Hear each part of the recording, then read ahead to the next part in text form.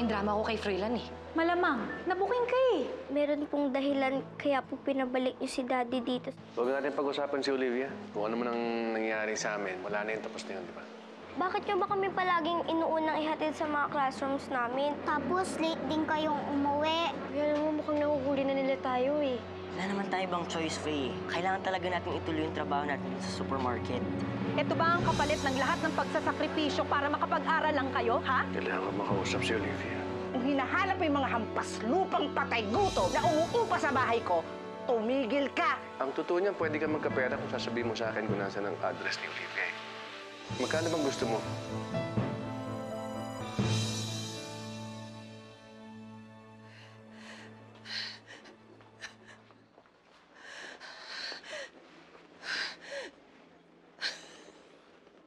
Anak?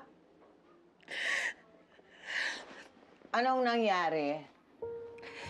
Umiiyak ka ba? Wala po ito, Lola. Dapat nga ho bumalik na ako sa trabaho ko, kaya lang baka hindi ko kayanin eh. Pumunta dito si Jelay. Tumawag na yung kasamahan mo sa trabaho, si Lorna. Galit na galit daw yun sa yung amo mo eh. Tanggal ka na raw sa trabaho.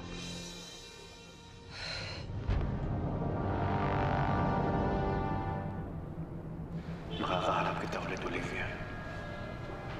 But this time, I promise na hihingi ko ng tawad lang ang ginawa ko sa'yo. At kung may anak tayo, babawi ako sa lahat ng mga pagkukulang ko. Sana bigyan mo ako ng pagkakataon na itama ang mga mali ko.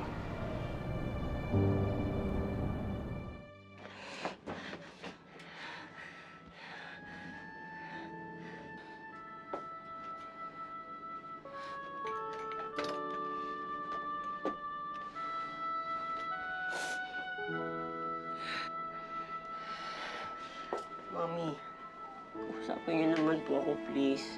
Mami. Justin, alam mo ba kung anong nangyari? Wala na akong trabaho ngayon dahil sa ginawa kong pagsugod sa inyo. Ano ngayon ang magagawa mo? Gusto mo ba pares na kayong hindi makapagtapos ng pag-aaral ng mga kapatid? Ha? Mami, gusto ko po makapag-aral. Gusto ko rin po makapagtapos. Mami, gusto ko po kayo maging proud sa amin. Pero Mami, kung kapalit lang po nun, halos mamatay-matay ka na sa kakatrabaho. Bakit pa po? Di bali na lang, Mami. Mami, anin ba namin yung magandang kinabukasan na yan? Kung kapalit ikaw, nahihirapan, halos mamatay na sa kakatrabaho. Mami, nagkasakit ka po. Takot na takot po kami ni Faye. Kaya naghanap po kami ng trabaho. Tsaka patawarin niyo po kami kung nakapagsinungaling kami sa inyo. Pero Mami, nagawa lang namin yun kasi hindi ka papayag. Pero Mami, mas hindi kami papayag. Nakikita ka namin hirap ka na sa trabaho. Halos mamatay-matay ka na doon. Hindi kami papayag nun, Mami. Anak, masusulit naman natin lahat yan. Basta ang mahalaga, matupad lahat ng mga pangarap ninyong magkakapatid. Mami, hindi naman po yun yung pangarap namin. Kasi po, alam nyo, ngayon po ang pangarap na lang namin. Gusto na lang po namin kayo makasama. Gusto po namin kayo makasama hanggang sa tumanda kami. Hindi namin kailangan nung magkaroon ng mataas na pinag-aralan. Maraming pero baliwala sa amin yun, Mami. Kasi Mami, ang mahalaga sa amin, ikaw. Kailangan po namin sa buhay, Mami. Ikaw, Mami namin.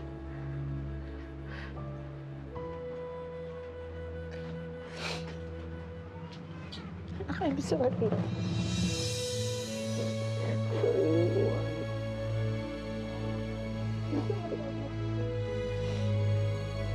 Maswerte ka.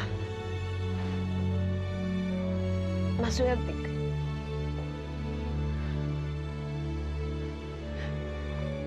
Maswerte ka. Mahal ka ng mga anak mo. Huwag kayong mag-alala. Makakabawi din tayo. Gagawin ko ang lahat para maging magandang kinabukasan ninyo magkakapatid. Ha?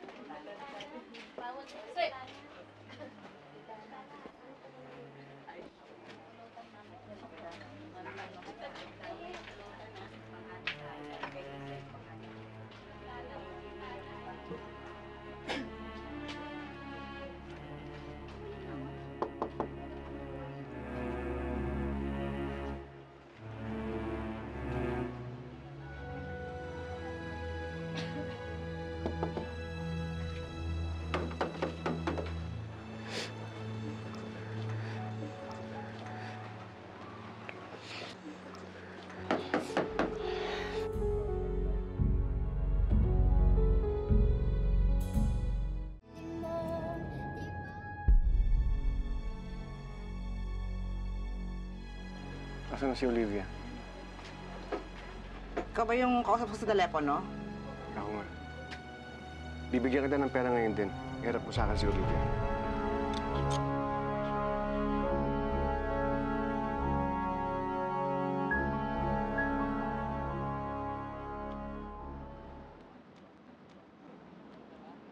Ate! Ate! Ate! May nagpapabigay po sa inyo nitong mga rosas. Sa akin? Sino? Si Kuya Pogi po. Hey! Para sa'yo yan. Again, I'm sorry.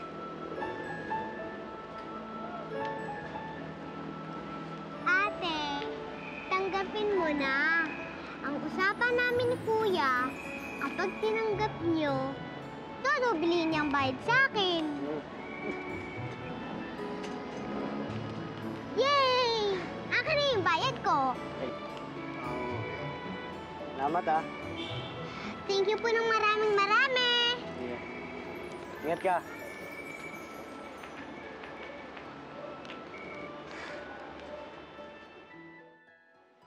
Dito ba talaga nakatira si Olivia? Bakit wala siya dito? Ang usapan natin, dito ko siya makatagpuan, ah. Eh, pasensya ka na. Mas may naunang pumunta sa'yo eh. Aba, mas malaki yung offer. Siya ang unang nakabingwit kay Olivia. Ang ibig mong sabihin, may nagpunta rito para kunin si Olivia? Eh, oo nga. Aba, naku, mas big time sa'yo eh.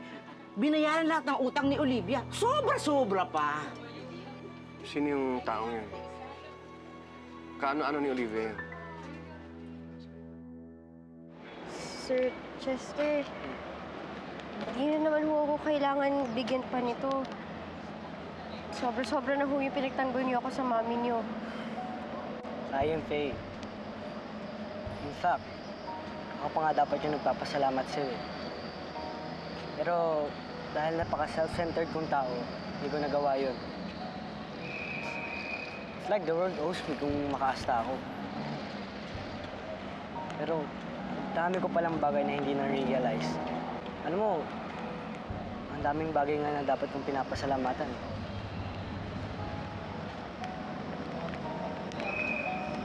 Tulad na lang nung nakilala kita. Ang dami kong na-realize ang dahil sa'yo. Hindi mo alam, na-inspire mo ako in many ways. Pag-asa pa pala ako. Sir Chester, alam niyo sa yaman yung yan, hindi kayo mawawalan ng pag-asa. It's not always the money, di ba? Di ba ikaw nagpa-realize sa akin nun? Sir, sana po maniwala yung mami niyo na hindi po talaga kami masasamang tao ni Kuya Justin. Don't worry about Mom. Akong bahala sa kanya. Sabihin ko sa kanya na payagan ulit kayo magtrabaho para naman makatulong kayo sa mami niyo. Sir, thank you po pero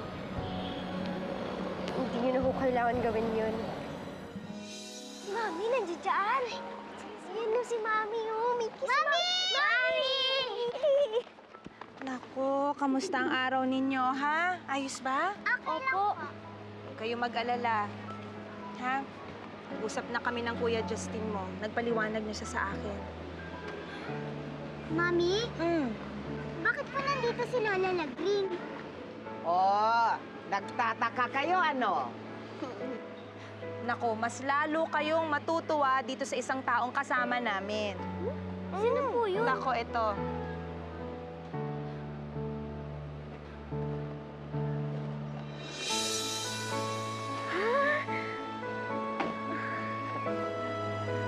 Ano? Kuya Rigor!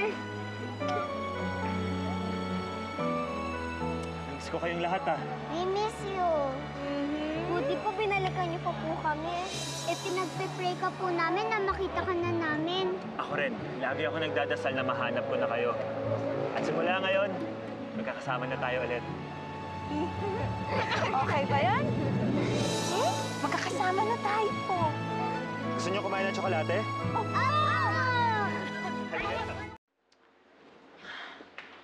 Saan na kaya yun? Hala ka, tinakasan ka na naman ng asawa mo. Baka nagpunta doon sa isa pa niyang asawa. Che! Gaga ka talaga! Hindi mo ba narinig? Okay na si Froilan. And it's all because of baby Alex. Hawak ko sa leg yung asawa ko dahil sa anak namin. Correction, baby niyo ni Rigor. Pwede ba? Manahimik ka nga. Ibubul ko na talaga yung dila mo. Basta, confident ako na hindi na talaga hahanapin ni Froilan si Olivia. We're back to normal. Wala na kaming problema. Wala. Okay? Ma'am, may sulat po. Ano na naman to? Walang hiyang Oliviang yan? Sapina na naman to, ah. Teka, pangatlo na yan, di ba? Oh my God. Whatever. Alam mo, kahit 1 milyong sa pinapampadala niya sa akin, hindi ko siya papansinin, no? Dededmahin ko lang siya. Wala namang kwenta na kinasuhan niya kami ni Froilan ng bigamy. Pero hindi alam ni Froilan yan, di ba? Alam mo, yan ka na naman eh. Malaking trouble yan pag nagkataon. Relax. Hindi to alam ni Froilan dahil hindi na dapat to malaman. Dahil walang kwenta ang kasong to. At paano naman kami hahabulin ni Olivia? Ni wala nga siyang pera. Eh kung may tumulong, malay mo. No. There's no way that could happen. Nakakulong na nga yung sugar daddy niya, di ba? I'm sure by this time, si Olivia at yung mga anak niya, ayun, pakalat-kalat sa kalye, nanlilimos. So tell me, paano siya makakabayad ng abogado kung pulubin na lang sila mag-iina?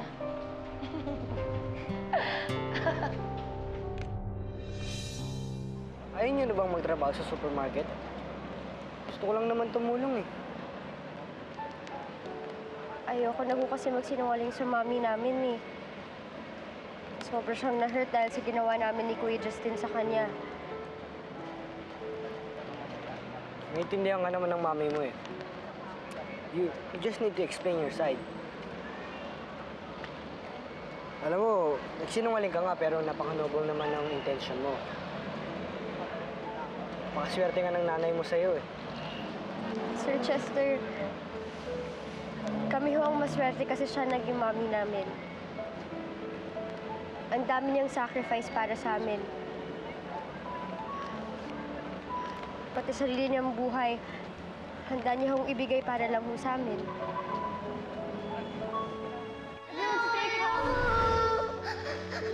It's okay, Mickey. It's okay. Siya okay na yan. Mami. Oh, Diyos ko. Tulungan niyo kami, Panginoon ko. Akala ko napakabait mo sa aming mag-iina. Yung pala nag-aanghel-anghelang ka pala. Hayop ka! Hindi ako bulag at hindi ako tanga! Kitang-kita ko na yung ginagawa mo sa kanila.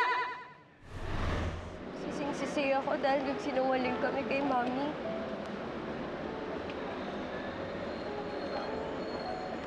Sir, mahal na mahal ko yung Mami ko. And I wouldn't do anything para lang mapatawad niya kami ni Kuya.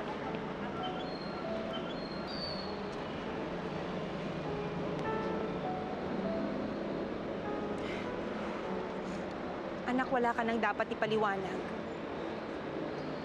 Pinatawad na kita. Anak, mahal na mahal ka namin. Lalo na ako. Higit pa sa lahat ng yaman sa mundo. Higit pa sa sarili ko.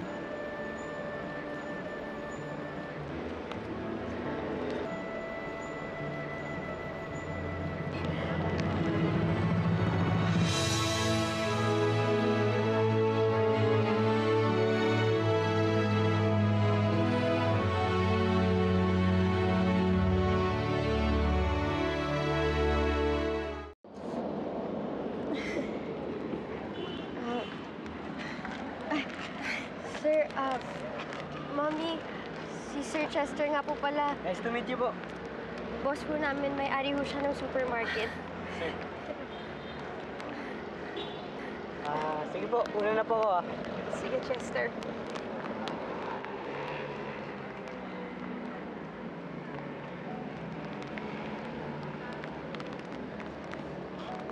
Mommy. Mommy, masayang-masaya ho ako now that you've forgiven us.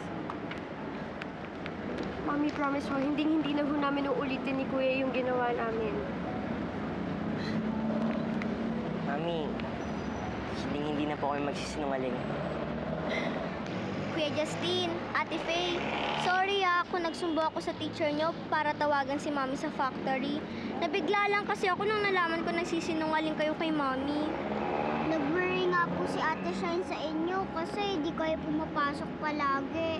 Please don't get mad at Ate Shine. Of course not. Di naman kami galit ni Kuya kay Shine eh. Tama lang yung ginawa mo, Shine. Alam mo, Shine, siguro kung di mo ginawa yun, siguro nagtatago tsaka nagsisinungaling pa rin kami kay Mami hanggang ngayon. Alam mo, siguro mabuti na rin at binuking mo kami kay Mami. Ay, teka muna. Liliwanagin ko muna to, Simula bukas, babalik na ulit kayo sa eskwelahan. Mag-aaral kayong mabuti. And you'll make up for your absences. Okay? Yes, Mommy. Dadoblehin pa ho namin yung effort namin para ho makahabol kami sa lessons. Pero, Mami, kung kunwari wala pong pasok, hayaan niyo po kami makarakit. Para kahit papaano makatulong po kami sa inyo. Kahit konti lang. Konti lang. Hindi na. Hindi na kayo rarakit. Dahil nandito na ako. Kuya Rigor!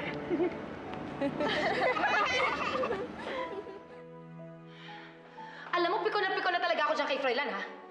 Kung saan siya nagpupunta, hindi pala nagpapaalam. Alis nang alis. Oras na malaman ko na hinahanap pa rin niya si Olivia, malilinti ka talaga siya sa akin! Bes, huwag ka namang magwala dyan. Natatakot sa'yo yung bata eh. Yaya, pakitakpan nga muna yung tenga ni Baby Alex, ha? Baka matrauma yan dito eh. SPG kasi umikse na yung amo mo.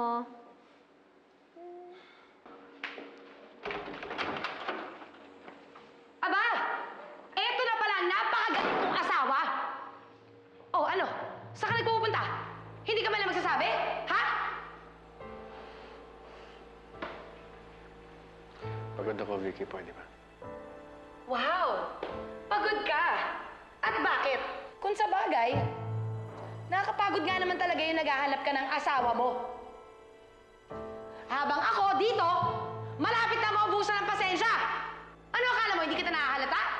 Hindi ka nga man lang tumitigil dito sa bahay eh!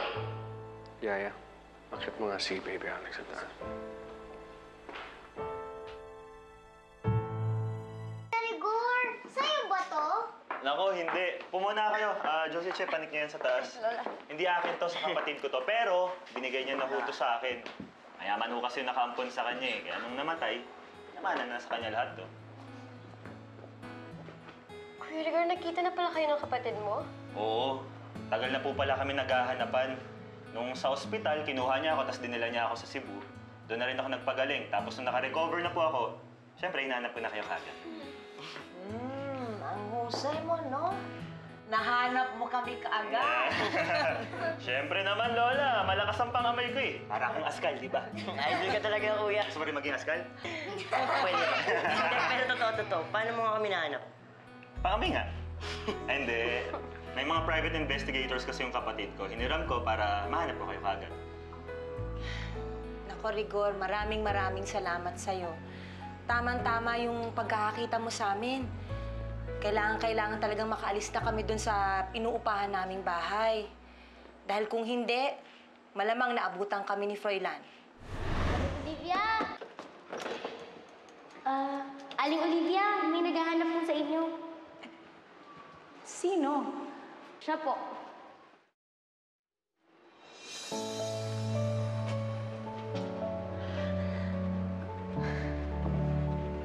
Kuya Rigor! Gusto na, kuya. Gusto ka na. May balita sa'yo, kuya. Okay na? Okay lang ako. Lola, nandito si Rita. Salamat, ha? Sige po, Aling Olivia, una na rin po ako. Salamat, Jelay. Sige po. Salamat, ha? Ano, Rigor? Kamusta ka na? Gusto na po kayo. Lola! Lola, kamusta na kayo? Lola. Lola. Kamusta na ho kayo? Ito, nakakaraos naman. Alam niyo, marami akong magandang balita sa inyo. Sumama na kayo sa akin. May sarili na akong bahay, doon na rin ho kayo tumira. Ano sumama? Oy, hindi pwede, no? Utak pa sa akin itong mga to, no? At saka, nakakompromiso na ako sa taong kausap ko, no? Sa katunayan, papunta na nga yun dito, para makita ka. Sinong tao yun? Aba, asawa mo daw siya. Ha? Aba, malaking interest sa'yo. Dodoblehin na ibabayad sa akin. Ituro ko lang kung saan ka nakatira. Ano? Mami, si Daddy. Gusto niyo tayong puntahan. Hintayin na po natin siya dito. Narinig niyo ba yun? Anak, hindi po pwede. Baka may masabang balak silang dalawa sa atin. Kailangan makaalis na tayo kaagad dito.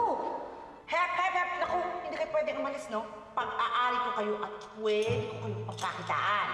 Naku, Aling Suling, parang awa niyo na. Paalisin niyo na ho kami dito. Sis. Miss ako. Miss. Sorry. Baka naman ho pwedeng saka na lang ho sila. Ibalato nyo na lang ho. Magbabayad ho ako kahit na magkano. Yung ibibigay ho sa inyo nung kung sino man ho yung kausap nyo, titriplihin ko ho.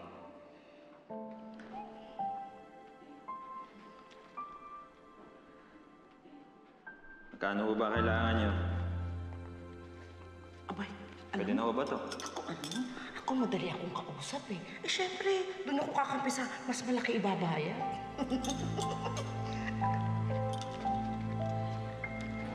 Sigurado ka ba?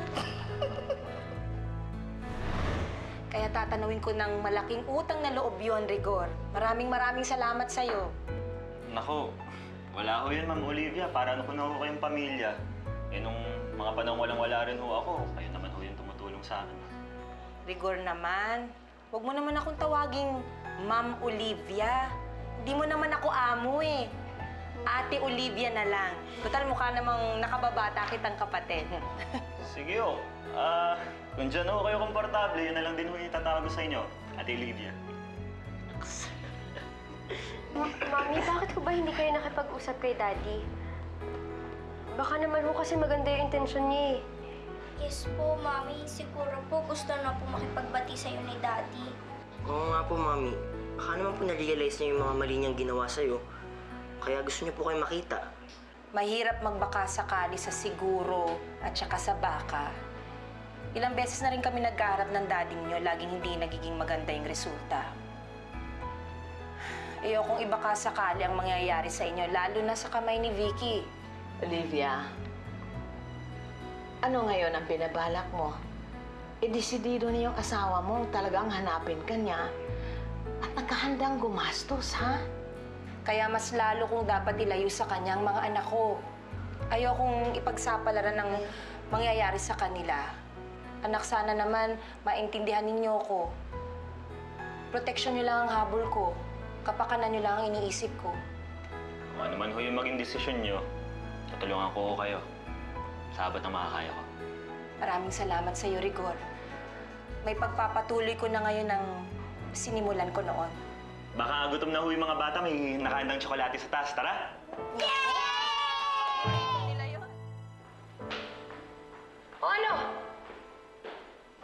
makasagot. Dahil tama ako, di ba? Hinahanap mo yung asawa mo. Ano akala mo? Hindi ako makahalata?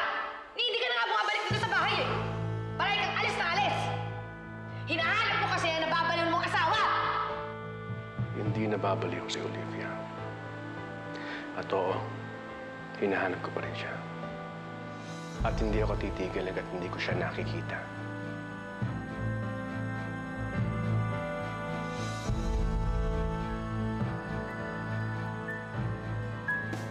Siguro nga minahal ako ni Olivia. Hindi siya masasaktan ng ganun kung hindi niya ako minahal ng lubusan. Sana po, every time makikita po kami ni Mommy, please, remind her of that love na buong puso niya pinigay para kay Daddy. May dala po kaming warrant of arrest sa'yo at sa asawa ninyo. Bakit? Ano ang kasalanan namin, oh? Nahaharap po kayo sa kasong bigamy na isinampan ni Mrs. Olivia Santos. Kuya Rigor, narinig po namin na nag-usap kayo ni Mami. Kuya Rigor, sige na. Sabihin mo na sa amin kung ano pinag-usapan niyo ni Mami. Nasaan na si Froilan? Nasaan ang asawa ko? Miss Vicky Santos. Oo, ako nga. Nandito ako para bisitahin ang asawa ko. At para sabihin sa'yo na in the first place, hindi niyo siya dapat kinulong.